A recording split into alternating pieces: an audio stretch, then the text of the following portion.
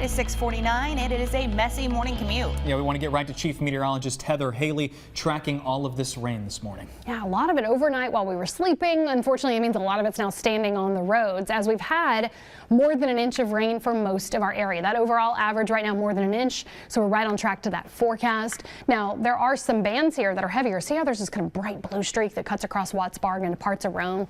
More than 2 inches. Loudoun County, Knoxville, North Knoxville, for example, that's right on that edge of about an inch and a quarter. So you can see this blue area that just drenched our area late yesterday throughout the overnight while you were sleeping. But now we got to drive on those drenched roads, the standing water. So the scattered rain, at least this is the tail end of our first alert, but we carried it through your morning commute hours just because everything that happened last night can affect your morning drive. At the moment, we have some spots of showers in eastern half of Knox County, Maryville to Gatlinburg to Newport. There's a band of light showers. Tazewell, moderate north of Middlesboro, between Barberville and Pineville.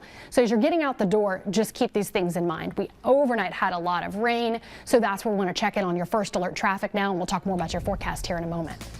Right now, we're not tracking any incidents on the roadways, but wet streets, standing water, fog, all creating hazards on your Wednesday morning commute. This pocket of fog over Scott, Campbell, Whitley, and McCreary counties right now, reducing your visibility along Scott Highway and I-75. Looks like we've got some moderate slowdowns on Scott Highway. Just want to use caution, get your low beams on if you are driving through those dense conditions. Right now, this is a look at I-75 at Merchant Drive. You can see those wet roadways. That could also impact your visibility along your commute. That volume is starting to pick up, but no major delays.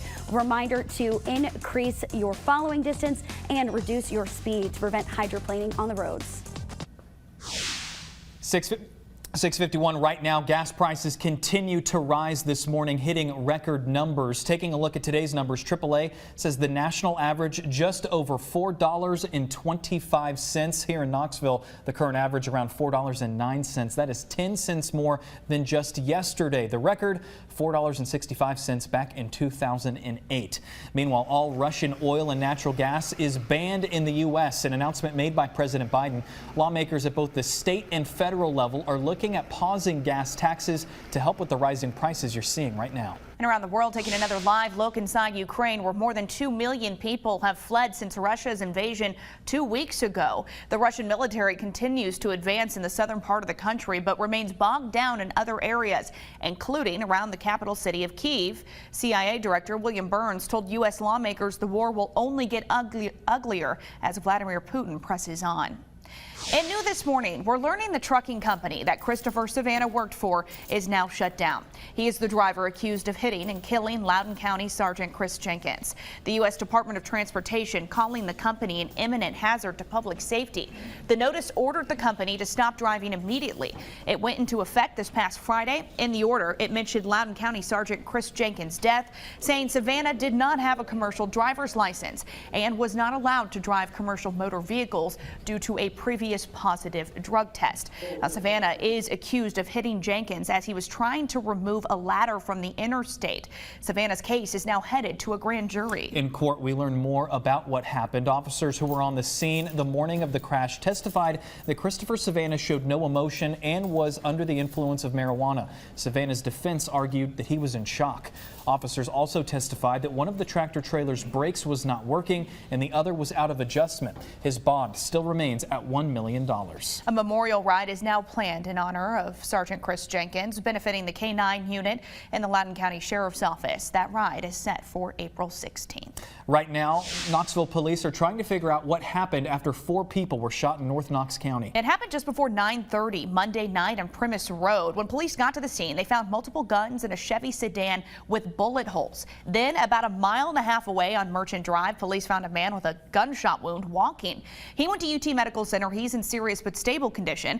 And around the same time, 3 men showed up to UT Medical Center, all with gunshot wounds. They're all expected to survive. Police are now trying to figure out what happened. And this morning, the Blount County Sheriff's Office is trying to figure out what started a fire that destroyed a school bus and damaged another. The fire happening just before 2 o'clock on Tuesday morning. Deputies say the fire destroyed a Bluebird bus and an international bus parked next to it is damaged. The owner says it will cost more than $10,000 to fix. If you know anything, please call police. And this morning, students across East Tennessee are remembering Eric Robertson. He died while playing basketball Monday night. Robertson was a former Spanish teacher at Sacred Heart Cathedral School and is currently listed on the Powell Faculty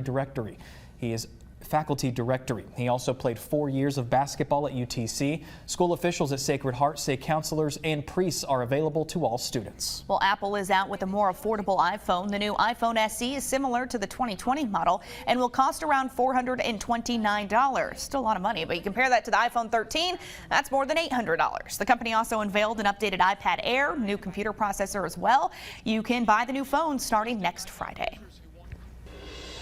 With those last couple of hours of the first alert weather day carrying over into the CW, whenever you're leaving, keep in mind it's water on the roads, scattered rain still falling. Light to moderate rain band here zoomed back out for you so you can get some perspective through the eastern half of the valley, mountains, far southeastern Kentucky, and spotty for the western half of our area. Also cooler north and west, that's sliding in. 50 Pigeon Forge to 43, Middlesboro to 39 right now in Williamsburg. So this is the view a lot of us share. Just those scattered showers continuing to fall, low clouds, foggy, wet streets, and a cool wind continuing to turn around. And that's why temperatures take a dip midday to 45 degrees. Small bounce back, 50 this afternoon. Still a couple of light showers popping up under the blanket of clouds with the cool wind. And those clouds will linger into tonight, really. Actually, we'll kind of boot them out of here tomorrow afternoon. We're working on some clearing, so it'll take a little bit, but at least that'll give us a chance to warm up a bit more. Tomorrow, 60, Friday, 70, and then this strong cold front. All right, so that's where we have that rain to heavy snowfall moving in Friday night to Saturday morning. Cold air moving in behind it, and that's what leaves us freezing on Saturday and teens Saturday night. So I know there's a lot going on this week. That would be the third first alert weather day of the week, but definitely the most impactful with that heavy snowfall and deep freeze. So I'll break that down for you as well coming up on the CW.